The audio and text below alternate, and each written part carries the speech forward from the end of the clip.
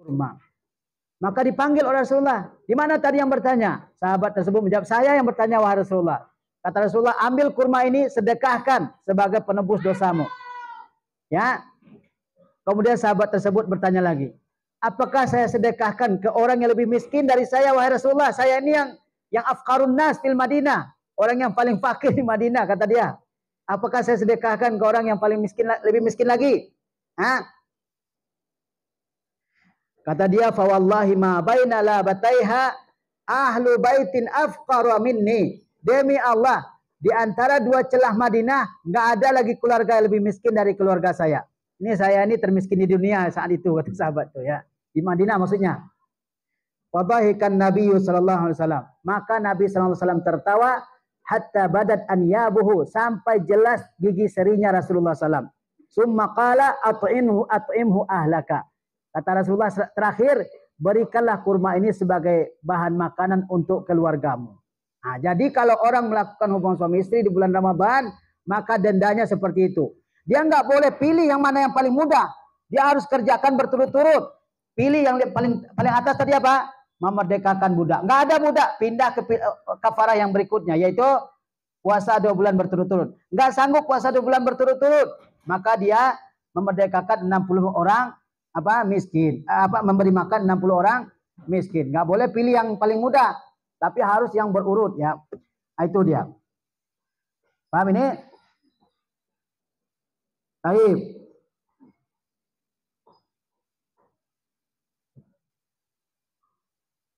Selanjutnya,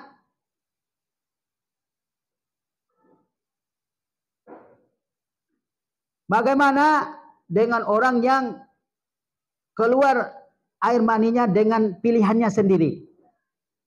Nah, ini membatalkan puasa. Seperti istimna, onani. Ya, ini harus saya jelaskan. Ya. Maka puasanya batal dan dia wajib menggantinya di hari lain. Paham? Ya. Begitu juga kata di sini, ya. Wa fi ma'nal jima, di antara yang termasuk ke dalam hukum yang sama dengan bergaul suami istri, inzalul mani ikhtiraran, yaitu mengeluarkan air maninya secara pilihannya sendiri, ya, bukan keluar dengan sendirinya.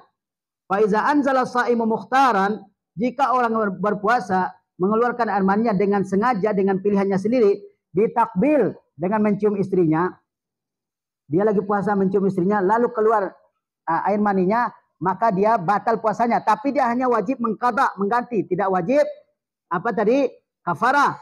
Kafarah itu diwajibkan bagi yang melakukan hubungan suami istri saja. Au lamsin, atau memegang, menyentuh, tentu yang halal ya.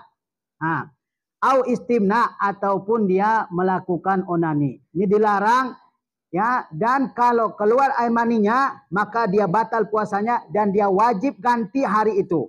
Ya. Au ghairu zalik fasada saumuhu, maka rusak puasanya. Lianna zalika minasyahwa allati tunaqidul shaum, karena itu termasuk menyalurkan syahwat yang membatalkan puasa. Wa alaihil qada, dan dia wajib menggantinya. Paham ini? Paham? Taib. Tapi kalau hubungan suami istri ada hukum tambahan, yaitu kafarah. Yaitu apa? Kafarah. Ya. Yang wajib suaminya. Jadi kalau istrinya, dia tidak membayar kafarah. Berdasarkan hadis tadi. Rasulullah tidak tanyakan, istrimu juga wajib bayar. Yang diwajibkan bayar adalah suaminya. Taib. Kasus yang lain. Apabila orang yang sedang berpuasa, dia tidur, lalu dia mimpi basah celananya, apakah batal puasanya? Hah? Batal nggak puasanya? Bagi laki-laki ataupun perempuan? Hah? Batal atau enggak ini? Khilaf ulama juga. Kalau tadi dia istimna, onani dengan sengaja, maka puasanya batal dan wajib menggantinya. Paham? Yang ini dia tidur. Orang berpuasa akan boleh tidur. Ketika dia tidur, mungkin dia ihtilam, mengalami mimpi basah. Paham ya? Kalau fikih ini pengajiannya begini aja nih, terang-terangan aja. Oke. Dia ihtilam, yaitu mengalami mimpi basah. Mengalami mimpi basah. Ketika dia bangun, celananya basah. Maka apa? Batal atau enggak puasanya? Nah, apa? puasanya tidak batal. Ya, puasanya tidak batal. Sebab itu bukan di bawah kendali dia. Paham ini? Dia lagi tidur, kemudian dia mengalami hal seperti itu, maka sampai celananya basah, maka apa? Dia puasanya tidak batal dan dia wajib menyempurnakan puasanya setelah dia mandi wajib. Paham ini? Baik. Karena itu bukan di bawah kendalinya, bukan di bawah pilihannya. Selanjutnya at-taqayyu amdan, yaitu muntah dengan sengaja. Apa tadi pembatal puasa? Makan, minum dengan sengaja, lakukan hubungan suami istri. Yang ketiga apa? Muntah dengan sengaja. Muntah yaitu mengeluarkan makanan dan minuman yang ada di dalam perut. Ya, sengaja ini pentingnya. Catatan kata sengaja itu penting. Muntah dengan sengaja. Bagaimana dengan orang yang dikalahkan oleh muntahnya? Dia naik mobil, ya, kemudian apa? Dia muntah. Mungkin ada orang yang mabuk darat, ya, sedikit naik mobil langsung mabuk. Apakah puasanya batal? Batal atau tidak? Tidak batal. Tapi kalau dia sengaja, ya, muntah-muntahin yang ada dalam perutnya, maka puasanya batal. Ya. Tapi kalau tidak sengaja, tiba-tiba sakit perut langsung muntah, maka puasanya tidak batal. Kata Rasulullah SAW, man zara'ahul qai'u, barang siapa yang dikalahkan oleh muntahnya, dia tidak bisa kendalikan, ya, tiba-tiba keluar sakit perut, perutnya mulas, langsung muntah, falaisa alaihi qadha, maka dia tidak wajib mengganti puasanya, yakni puasanya sah. Bagi orang yang dikalahkan oleh muntahnya sendiri, puasanya sah. Kemudian kata beliau, wa man istaqa'a amdan falyaqdi, barang siapa yang sengaja memuntahkan isi perutnya, maka hendaklah dia mengganti puasanya. Karena puasa hari itu tidak sah. Paham ini? Paham atau tidak? Baik. Selanjutnya, pembatal puasa yang berikutnya adalah berbekam. Berbekam di bulan puasa, lihat ada ketentuannya. Apa itu bekam? Wahya ikhrajud dami minal jildi dunal uruq. Bekam itu mengeluarkan darah dari kulit, bukan dari pembuluh darah. Dia mengeluarkan darah dari mana? Dari kulit, bukan dari pembuluh darah. Fama tahtajama saimu faqad afsada saumahu. Kalau orang berpuasa berbekam, maka batal puasanya. Kata Rasulullah SAW, aftaral hajimu wal mahjum. Telah batal puasa orang yang berbekam dan juga orang yang membekam dan juga orang yang dibekam. Yang membekam dan juga yang dibekam. Paham ini? Baik. Ini dia. Orang yang membekam dan yang dibekam puasanya sama-sama batal. Illa, ini ada pengecualiannya. Illa iza hajamahu bi alatin munfasilatin. Kecuali kalau dia bekam dengan alat yang terpisah. Kalau zaman dulu membekam itu dengan apa? Dengan ditiup, ya, dihirup, ya, sampai keluar darahnya. Itu membatalkan puasa. Yang membekam dan juga yang dibekam. Yang membekam karena dikhawatirkan ada darah yang masuk ke dalam tenggorokannya. Sedangkan yang dibekam dikhawatirkan dia jadi lemas karena keluar darahnya. Nah, bagaimana dengan bekam yang ada zaman sekarang ini? Kan nggak ditiup dengan mulut kan? Ya, dia pakai alat. Kalau dibekam dengan alat yang terpisah, walam yahtaju ila masjid dan tidak perlu menghisap darah. Kalau zaman dulu itu dihisap pakai tanduk, dihisap. Paham?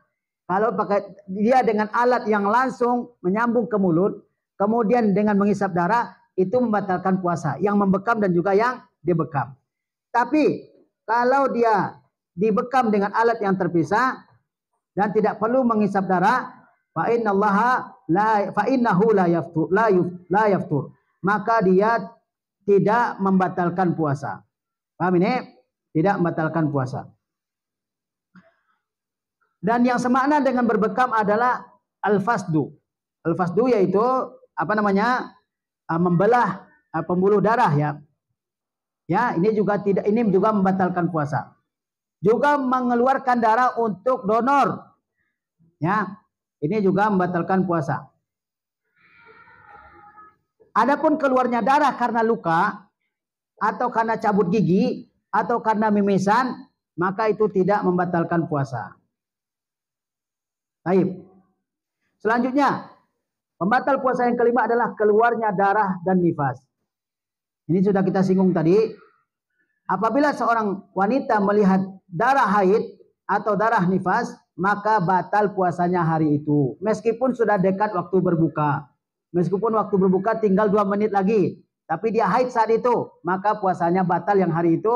Dan dia wajib menggantinya di hari lain. Ya, kata Rasulullah SAW, alaisa iza hadat lam tusalli wa lam tasum. Bukankah kalau dia haid, wanita itu tidak sholat dan juga tidak berpuasa.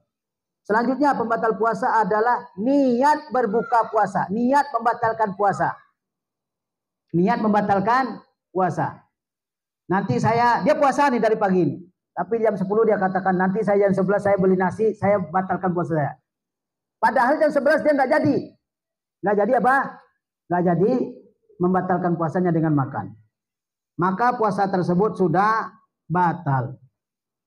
Faman nawal fitra qabla waqtil iftar wa huwa shaimun, barang siapa yang berniat untuk membatalkan puasa sebelum waktu berbuka sedangkan dia saat sedang berpuasa, batala saumuhu, maka puasanya batal. Dia udah niat meskipun nggak jadi, mungkin di rumah ada ibunya, ada bapaknya, ya. Wa in lam yatanawal muftiran, ya. Meskipun dia tidak benar-benar memakan sesuatu yang membatalkan puasanya.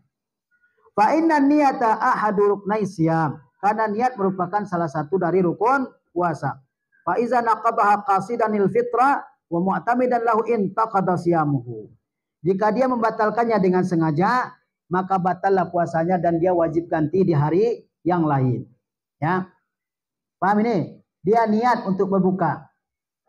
Tapi nggak jadi dia makan, nggak jadi dia minum.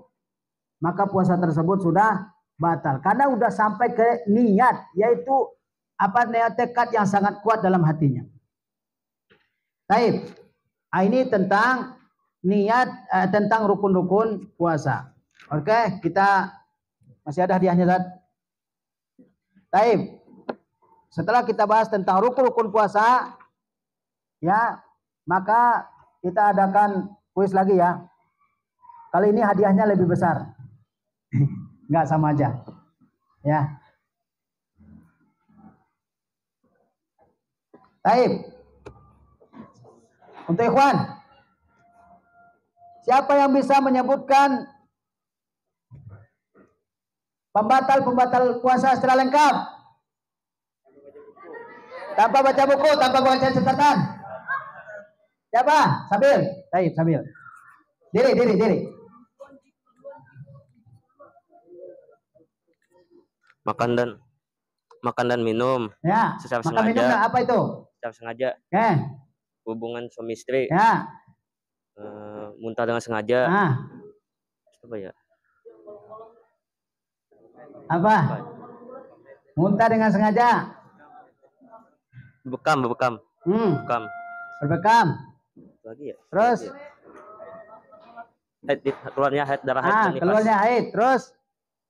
Lagi. Itu niat membatalkan puasa. Niat membatalkan puasa. Ya. Lagi? Apa lagi?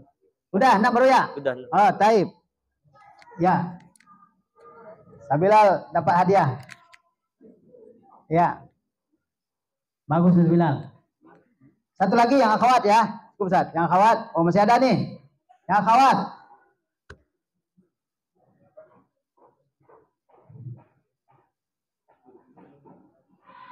Yang akhwat, perhatikan pertanyaannya.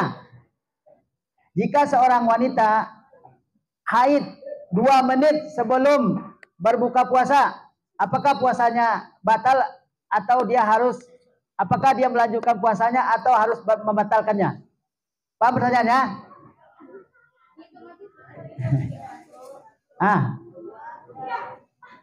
Satu, siapa yang jawab? Paham pertanyaan? Saya ulangi.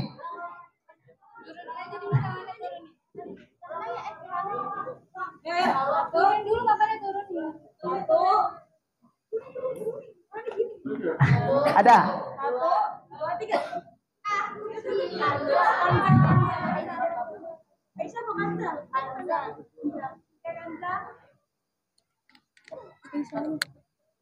Batal gak puasa kalau di 2 menit? Pertanyaannya kalau misalkan Udah, ada jawabannya? 2 menit sebelum azan, batal atau enggak? Batal atau enggak? Batal. Yang keras dong. Batal. Jawabannya Iya, batal. batal kan? Apa jawabannya? Batal. Oke, Taib. Kita kasih hadiah. Hadiahnya alhamdulillah. Ya, Jawabannya batal. hadiahnya amplop. Ya. Taib. Pembatal puasa yang selanjutnya adalah murtad dari Islam. Ya. Pembatal puasa yang selanjutnya yang ketujuh adalah murtad dari agama Islam. Taib. Kita lanjutkan selanjutnya yaitu hal-hal yang dianjurkan dalam berpuasa. Hal-hal yang dianjurkan ketika berpuasa. Ini judulnya mustahabbatus syiyam. Yaitu hal-hal yang dianjurkan ketika berpuasa. Nggak wajib, tapi dianjurkan. Baik, perhatikan. Ya, biar ustadznya yang bagikan. Kalian fokus saja. Hal-hal yang dianjurkan ketika berpuasa. Yang pertama, makan sahur. Makan sahur. Itu hukumnya apa? Wajib atau dianjurkan? Nah, kalau wajib tidak sah puasa kalau nggak makan sahur. Ya, masih ada yang berpemahaman seperti itu. Hukumnya adalah apa? Dianjurkan. Tapi kalau kita nggak sahur, apakah wajib tetap puasa? Hah? Kita nggak sahur, ketiduran misalnya. Apakah kita wajib tetap puasa hari itu? Tetap wajib berpuasa. Karena sahur itu bukan rukun yang wajib untuk dikerjakan, tapi dia adalah sunnah atau mustahab. Lihat. Perhatikan ini kuisnya ada juga nanti nih. Yaitu makan sahur. Kata Rasulullah SAW, tasahharu. Fa inna fis sahuri barakatan. Makan sahurlah kalian. Ini perintah dari Rasulullah SAW. Fa inna fis sahuri barakatan. Karena dalam makan sahur itu ada berkahnya. Ada apa? Ada berkahnya makan sahur itu. Apa berkahnya? Di antaranya berkah karena kita ngikuti sunnah Rasulullah SAW. Berkahnya karena kita menyelisihi puasanya ahlul kitab. Mereka nggak makan sahur. Di antara berkahnya juga kita lebih semangat puasanya kalau makan sahur. Lihat kalau orang nggak makan sahur dia lemas, dia nggak bisa ngapa-ngapain. Tapi kalau makan sahur kuat ya. Baik. Di antaranya juga berkah dari makan sahur itu adalah karena itu bertepatan dengan waktu diterimanya dan diijabahnya doa-doa. Sehingga orang yang makan sahur dianjurkan untuk berdoa saat itu. Karena dia bertepatan dengan waktu mustajab. Jadi mustahabbatus syiyam yaitu hal-hal yang dianjurkan atau disunahkan ketika berpuasa. Yang pertama, makan sahur. Kata Rasulullah, tasahharu fa inna fis sahuri barakatan. Makan sahurlah kalian. Karena dalam makan sahur itu terdapat berkah. Ya. Makan sahur itu bisa dengan makanan yang banyak atau makanan yang sedikit. Bisa 1 piring nasi ataupun kurang dari itu misalnya. Atau dengan beberapa butir kurma. Atau dengan seteguk air. Dengan seteguk air pun dibolehkan. Kapan waktunya sahur? Kapan waktu sahur? Sebelum subuh. Dari mulai kapan? Dari mulai kapan? Dari jam 7 malam. Dari tengah malam. Waktu sahur mulai dari tengah malam sampai terbit fajar. Tengah malam. Malam itu dari maghrib. Ya. Sampai terbit fajar. Itu waktu malam. Jadi tengah-tengahnya itu adalah waktu mulai bersahur. Ya. Itu yang pertama. Yang kedua, yaitu mengakhirkan sahur. Jangan sahurnya di awal waktunya. Tapi yang bukan jangan. Hendaknya sahur tidak di awal waktunya, tapi diakhirkan. Dekat sholat subuh, menjelang sholat subuh. Nah, itu yang lebih utama. Kata Rasulullah SAW, atau kata seorang sahabat, yaitu Zaid bin Thabit, dia berkata, tasaharna ma'a Rasulillah SAW. Kami makan sahur bersama Rasulullah SAW. Summa qumna ila salati. Kemudian kami berdiri untuk mengerjakan sholat. Qultu, saya katakan, kata sahabat ini kepada Zaid bin Sabit, apa kata beliau? Kan kana qadru ma bainahuma, berapa jarak antara selesainya kalian makan sahur dengan salat subuh? Yaitu kata Zaid bin Sabit, khamsina ayat, yaitu kira-kira waktu membaca 50 ayat. Paham ini? Jarak antara selesainya sahur Rasulullah dengan sholat subuh itu adalah kira-kira membaca 50 ayat. 50 ayat apa saja, yang pendek atau yang panjang? Apa 50 ayat? Ya. Itu jaraknya. Maksudnya bahwa